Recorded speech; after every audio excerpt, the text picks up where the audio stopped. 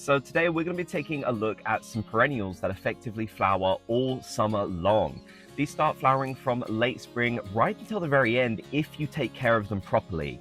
So let's take a look at everything you need to know. By the way, we're currently trying to hit 5,000 subscribers, so if you like gardening content, we'd absolutely love to have you here. Why don't we start off with Nepeta? Now, this particular variety is called Walker's Low. However, another great one is called Six Hills Giant. Now, Nepeta is known as the cat mint because cats absolutely go crazy for this. So if you've got a lot of cats, it might need a bit of support so they don't crush it. But it's an absolutely great plant that will flower basically all summer long. And you can actually give this a bit of a Chelsea chop, which is effectively late May. You kind of chop it back a lot and then it'll start flowering again. And that does definitely help a ton. However, even just a little prune throughout the summer to get rid of some of the dead bits. Now, this is a fairly low growing plant, although I feel like mine has gone absolutely massive this year. And it's just really nice and natural. I mean, as you can see, it spills over the pathways here. It's a really, really great plant. There are some smaller varieties, I believe, like Persian Blue, which a lot of people seem to like at the moment. However, I really like the classic Walker's Low and also Six Hills Giant, which is a little bit bigger in terms of the leaves and such.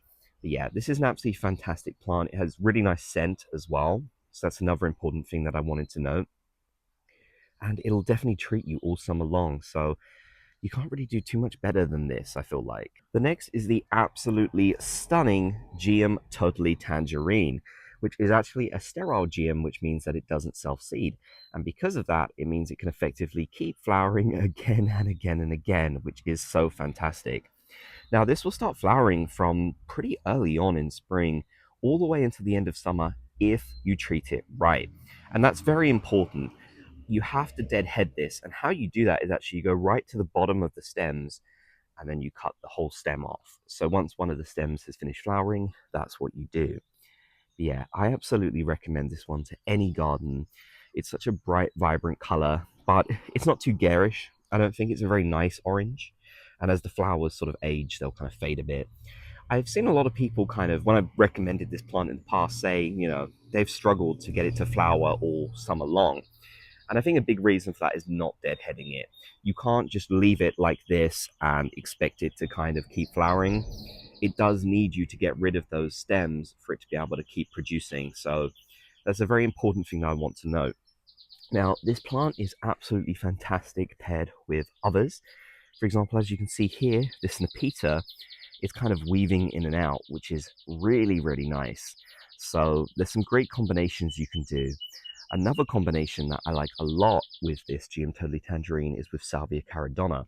So these sorts of blues, these sorts of purples, they work really, really well, I feel like, with this particular plant. It's really versatile. It'll go in pretty much any soil type, which is fantastic. So you don't have to really worry about, okay, is it going to work in my soil? The answer is probably yes. And usually I would kind of hesitate to say that because everyone has different soil conditions. But yeah, GM Totally Tangerine really is versatile like that. So it's definitely a great one that I would recommend to every garden. Next, we have Erigeron karvinskianus, which is this beautiful, low-growing, mat-forming, great self-seeder.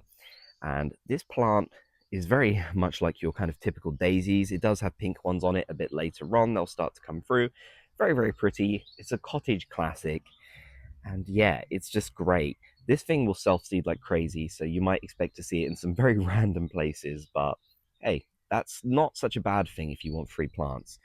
And yeah, again, you don't really need to do anything with this. You don't need to cut it back. You don't even need to deadhead it, as far as I can tell. I never have anyways. And it just keeps looking good all summer long, right until the very end, right until autumn. So, I mean, what more could you really ask for with a plant like this? It's absolutely fantastic. I would absolutely recommend this to every gardener. You can put this in some crazy places as well. You could put this sort of in the cracks of pavement, up some old stairs, in walls. This thing is really not fussy. It does prefer drier conditions, so do keep that in mind. If you've got a very wet sort of clay garden, this thing will probably not do too well. Typically, a lot of plants and perennials like this will kind of tell you what they want. So if you see it really suffering and not growing or self-seeding in your garden, it might be a good indication that perhaps it's not the right type of garden for it. Lavender is a really great one. Now, this will actually start kind of at the start of summer, so it's not going to be flowering just yet, but it's a really wonderful plant. I absolutely love it. Again, this does prefer drier conditions, so more sandier types of soils, ones with good drainage anyways. Lavender will do really well. And yeah, it'll reward you with flowers from basically the start of summer, maybe sort of like late May, all the way through until the end pretty much. And then you can give it a really good prune by kind of cutting all of those dead stems off, and it'll come back every year. Lavender is actually a shrub more than a perennial, but I feel it's appropriate to include it in this video just because it still fits that kind of category. You know, it'll come back every single year. So yeah, lavender's a big favorite of mine. We also have Knautia arvensis. I always pronounce this wrong, but basically this is the field scabious. And again, if you deadhead this, this will come all the way until the end of summer. Basically, it'll sort of start kind of early May time as it is here, and it'll just keep going. It'll absolutely keep going. It's a very natural plant. In fact, here in England, it's pretty much a wildflower, which is definitely very cool. So yeah, it does well in a good variety of different conditions. It's got these beautiful purple flowers. There's also another one, which I do want to quickly show you, which is over here, if we make our way up the pathway, and that is the Macedonian scabious, which is the sort of reddish color one. Again, very nice, very natural. It'll do the same thing. They're pretty much the same plant. They enjoy the same sorts of conditions, which I'm not an expert on this particular plant in terms of what it likes, but I believe it's fairly non-fussy. I believe it'll grow in most places.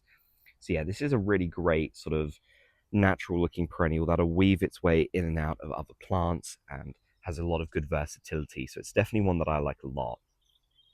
We also have geraniums. Now, this one hasn't quite come through yet. This is geranium Brookside, but your geraniums. So some of my absolute favorites are Brookside. We've got geranium Roseanne, and we've also got geranium Dreamland, which I like a lot.